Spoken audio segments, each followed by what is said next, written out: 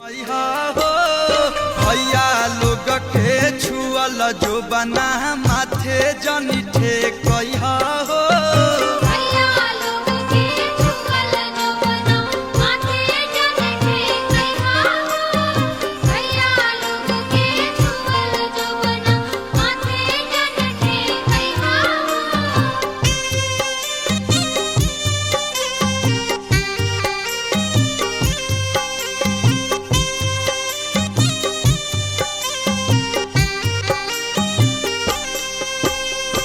अगल से चूमैहा मामी बगल से चूमैहा हो।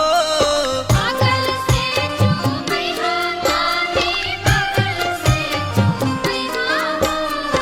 अगल से चूमैहा मामी बगल से चूमैहा हो।